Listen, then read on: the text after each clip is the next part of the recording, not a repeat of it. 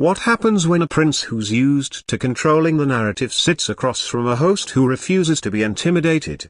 What happens when polished media training crashes into a lawyer-trained cross-examiner with a live audience watching every second? This isn't a royal puff piece. This is the night Prince Harry walked onto the Megyn Kelly Show expecting another platform and walked out in fury instead. The studio of the Megyn Kelly Show was colder than it looked on TV. Bright, clean light washed over the set, reflecting off the sleek desk, the blue panels, the giant video wall pulsing with the show's logo. Behind the cameras, a small live audience rustled in their seats, whispering to each other as staff made last-second adjustments. In the center of it all sat Megyn Kelly. She was calm, composed, perfectly still, except for the pen in her hand tapping lightly against a stack of notes. Years in courtrooms and newsrooms had carved a certain poise into her posture. Back straight, shoulders relaxed, gaze sharp, but unreadable. She looked like someone who'd already seen this fight from 3 different angles, and was just waiting for the bell to ring. Across from her, Prince Harry slouched into his chair. He wore a navy jacket over a white shirt, collar slightly open, jaw clenched, expression halfway between boredom and irritation. As if this was just another tedious obligation in a life filled with people who didn't get him, he adjusted his lapel microphone like it was an inconvenience rather than a favor. The floor manager counted down with raised fingers. 3, 2, 1. The red light on the main camera snapped on. "Good evening and welcome to the Megyn Kelly Show," Megyn said, voice smooth professional. "Tonight we're joined by a man who needs no introduction. Prince Harry, Duke of Sussex." The words hung in the air for a beat. Applause followed, polite but cautious, as if the audience wasn't sure which version of him they were about to meet. Megyn turned to him with a courteous smile. "Harry, thank you for being here." He gave a small nod, not bothering to match the warmth in her tone. "Well," he said, voice edged with dry sarcasm. "Apparently, I'm the world's favorite topic. Might as well show up once in a while to correct the record." A few people in the audience chuckled awkwardly. Megyn's smile didn't flicker. "Well, we're glad you chose to correct it here," she replied evenly. "You've been very visible the last few years. Books, documentaries, interviews. A lot of people feel they know your story. Tonight,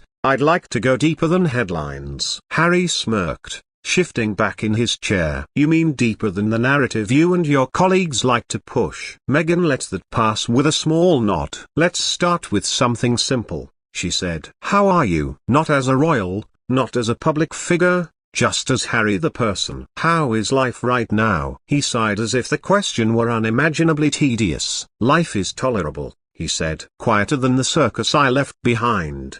Noisier than I'd like because people like you keep dragging me into conversations I didn't ask for." Megyn's brows lifted just a fraction. "Well, to be fair, you did agree to this interview." "No," Harry corrected sharply. "My team agreed to give you a chance." "There's a difference." The tone landed like a slap. The audience shifted in their seats. You could feel the tension ripple outward. Megyn's voice stayed steady. "Understood," she said. "Then let's earn that chance. You've spoken often about breaking away from what you've called a toxic institution. Looking back now, do you feel freer, happier? Or is there a part of you that still misses the structure of royal life?" Harry huffed out a joyless laugh. "Do I miss being told what to wear, what to say, where to stand, how to grieve?" he asked. "No, I don't miss the costume party. I don't miss being a prop in someone else's photo op." "Not at all," Megyn pressed gently. "There's nothing you miss. The sense of service, the connection to your country." He looked at her like she just said something stupid. "Service isn't exclusive to palaces and parades," he replied. "I can serve people without bowing to an old building and pretending it has feelings. America understands that. That's why I'm here." The contempt in the last sentence wasn't subtle. A couple of audience members frowned. One woman in the second row shook her head slowly. Megyn's pen tapped once against her notes. "Let's talk about your mother," she said softly. The air in the room seemed to tighten instantly. "Princess Diana remains a powerful figure around the world. You've spoken about her publicly many times. When you look at your life now, Do you feel you're living in a way she'd recognize or approve of? Harry's jaw flexed. My mother would understand better than anyone why I left, he said. She knew what it was like to be trapped, to be devoured by the press. Frankly, I think she'd be disgusted by how people like you still try to use her name for ratings. The last line landed like a punch. Meghan's expression didn't change, but something in her eyes sharpened. I'm not using her name for ratings, she answered calmly. I'm asking about her because you've made her central to your story. She's in your book, in your interviews, in your documentaries. So, I think it's fair to ask what she'd think about the man you've become. Harry's lips curled. What she'd think, he repeated slowly. Right. Another journalist pretending to be her spokesperson. You didn't know her. You didn't know what she suffered. So, forgive me if I don't find your concern particularly authentic. The word dripped sarcasm. There was a quiet, uncomfortable murmur from the audience. Meghan folded her hands together atop her notes, giving herself a heartbeat to breathe. I don't claim to have known her, she said. But millions of people felt connected to her, and many of them are watching tonight. They've watched you, too. Some sympathize deeply. Others feel you've turned pain into a brand.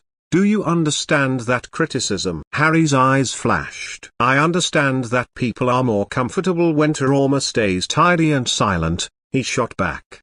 They want my mother to be a poster on their wall, not a human being. They want me grateful and quiet. I'm not interested in making them comfortable. Meghan nodded once. Is that why you keep speaking out? Because you're not interested in their comfort, or because you're not done being heard? He leaned forward, irritation sharpening his features. I speak out because no one listened when it mattered, he said. Now they have to. That's the difference. I finally have the power to decide when and how my story is told. And the money, Meghan added lightly, almost as an afterthought.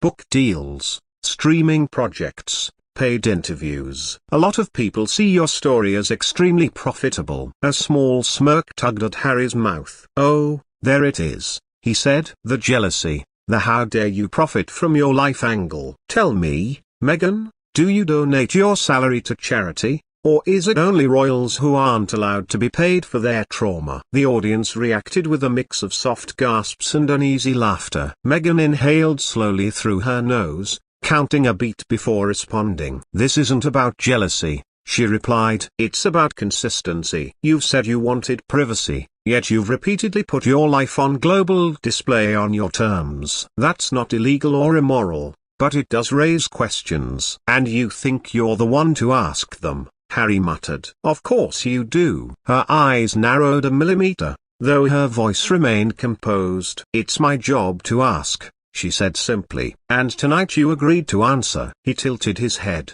assessing her like an opponent across a chessboard. We'll see, he said. The tension between them had settled into something almost tangible now, like two magnets held close, poles resisting, invisible force vibrating between them. The crew could feel it. The audience could feel it. Somewhere in the control room, a producer mouthed, "Oh, wow." Meghan flipped to the next page of her notes. All right, she continued. Let's talk about your brother. You and Prince William were once seen as inseparable. You described him as your beloved brother and also as someone you physically fought with. Where does that relationship stand today? Harry's expression hardened into something colder. Where it stands, he said slowly, is none of your business. Harry, you wrote about those conflicts in your book, Meghan reminded him. You made them public. The moment you did that, they became fair questions. Yes, and you bought the book, he snapped. Congratulations. You're welcome. But I don't owe you live updates on my family text messages just because you got a book club discount. The audience reacted again,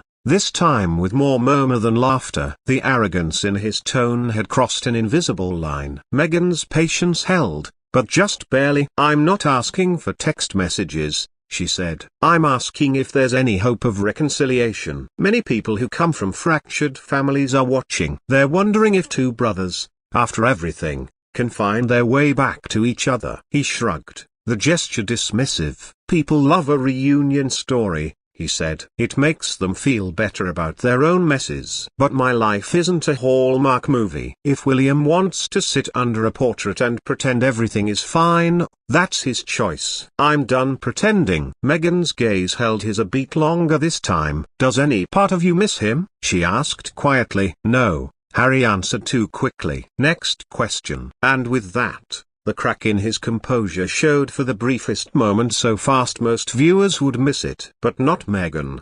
She saw the way his throat tightened, the way his eyes flickered away for half a second before snapping back harder than before. She filed that away. Very well, she said. Then let's shift to your life here in America.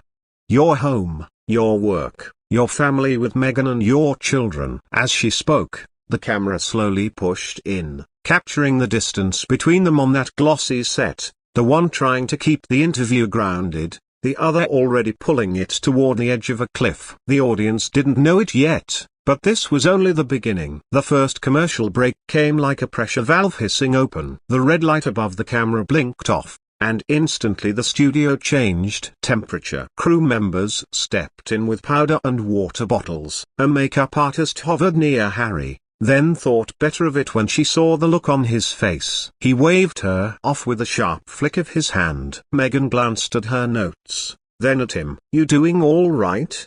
She asked quietly, voice stripped of performance. Harry gave her a sideways look. Are you? She smiled faintly. I've done this a few times. That's part of the problem, he muttered. Before she could answer, the floor manager raised his hand. We're back in 10:9:8. Meghan straightened in her chair, the host returning to her eyes like a mask slipping neatly into place. Harry rolled his shoulders once as if bracing for impact.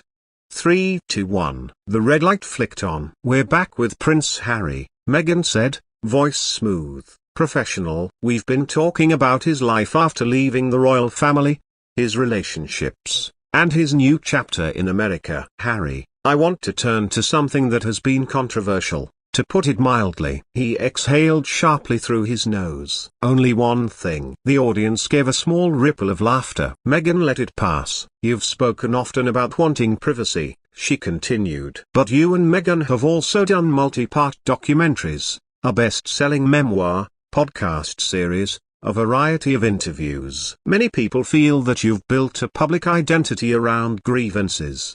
Do you see why that perception exists? Harry leaned back, crossing his arms, a small, almost